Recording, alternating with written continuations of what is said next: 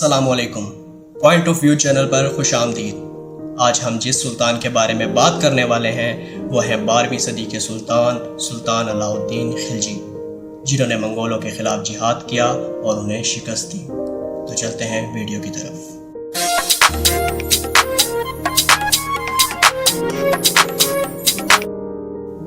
علاء الدین خلجی جو ذات کا ترک تھا، جو بنگلہ دیش کے شہر بنگال میں 1266 میں پیدا ہوا، جو بچپن سے بہت بہادر تھا، جس کا ایک خواب تھا کہ میں دوسرا سکندر بنوں، اسی لیے اسے سکندر ثانی کہا جاتا ہے۔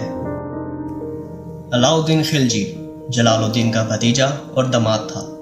ملک چھجو کے زوال کے بعد اور الہ آباد کے قریب گڑا کا گورنر مقرر ہونے کے بعد اس نے سلطان کا اعتماد جیت لیا۔ اس نے غنیمت کی ایک بڑی رقم اس کے حوالے کی، جو اس نے 1292 میں مالوا کی مہم میں جمع کی تھی۔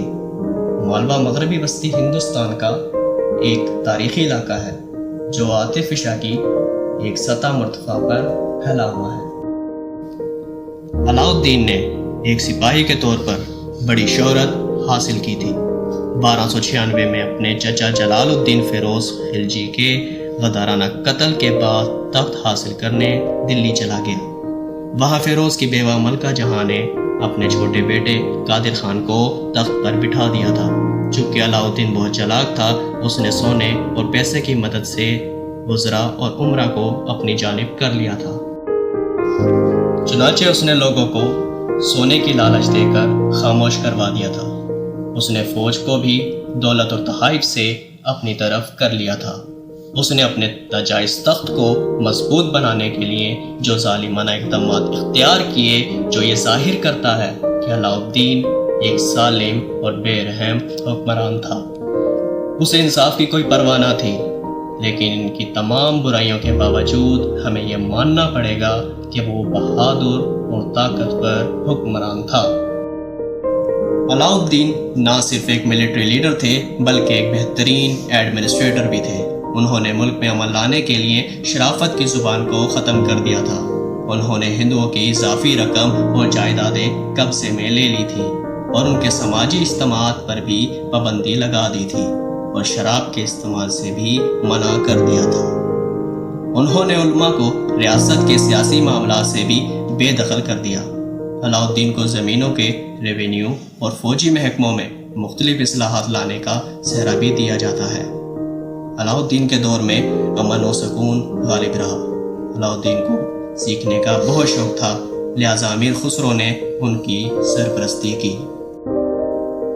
انہوں نے بڑے پیمانے پر ہندوؤں میں مسلمانوں کی حکومتوں کی سرحدوں کو بڑھایا اور منگولوں کے علاقوں کی جانچ پڑتال شروع کی۔ علاء الدین ایک عظیم فوجی جرنیل تھے۔ انہوں نے مضبوط فوج کو برقرار رکھا اور منگولوں کو اتنی خوفناک سزا دی کہ انہوں نے دوبارہ ہندوستان پر حملہ کرنے کی جرأت نہ کی۔ یہ منگولوں کی سب سے بڑی ہار تھی۔ علاء الدین منگولوں پر ایک عذاب بن کر نازل ہوئے۔ منگولوں کو چن چن کر قتل کیا اور باقیوں کو گرفتار کر کے غلام بنا لیا۔ انہوں نے شمال میں زیادہ تر ہندو ریاستوں اور پورے جنوب کو فتح کر لیا تھا، جس سے مسلمانوں کی سرحدوں میں ایک واضح طور پر اضافہ ہوا۔ اسی وجہ سے علاء الدین کے ساتھ ہندوؤں کا سلوک بہت سخت تھا اور وہ علاء الدین سے نفرت کرتے تھے۔ ہندو اپنی زمین کی آمدنی زیادہ شرح پر ادا کرنے پر مجبور تھے، کیونکہ ان کے دل میں علاء الدین کا خوف بیٹھ چکا تھا۔ انہیں کئی بے مقصد ٹیکس ادا کرنے کی بھی ضرورت تھی۔ ان پر اتنا بھاری ٹیکس لگایا گیا کہ کوئی ہندو گھوڑے پر سوار، عمدہ کپڑے پہننے اور اسلحہ اٹھانے کا متحمل نہیں ہو سکتا تھا۔ اس کے علاوہ انتظامی کامیابی کے لیے اپنے عہدیداروں اور لوگوں کی حرکت پر نظر رکھنے کے لیے جاسوسی نظام ترتیب دیا۔ اس نظام کو ہیڈ کوارٹر، امراء اور فوجی یونٹ میں رکھا گیا تھا۔ اس نظام نے تمام امراء کو دہشت میں ڈالے رکھا اور سلطان اچھی اور بری چیزوں کے بارے میں باخبر رہتا تھا۔ چونکہ علاء الدین کی تعلیم بہت کم تھی، لیکن ان کے پاس انتظامی اور تنظیمی خوبیاں بھی تھیں۔ انہوں نے اپنی اصلاحات کے ذریعے انتہائی منظم انتظامی اداروں کی بنیاد رکھی، جس کی وجہ سے سلطان علاء الدین خلجی کی طاقت میں بے پناہ اضافہ ہوا۔ سلطان علاء الدین نے بہت سی فتوحات کی، جس کا ذکر ہم اس ویڈیو کے پارٹ 2 میں کریں گے۔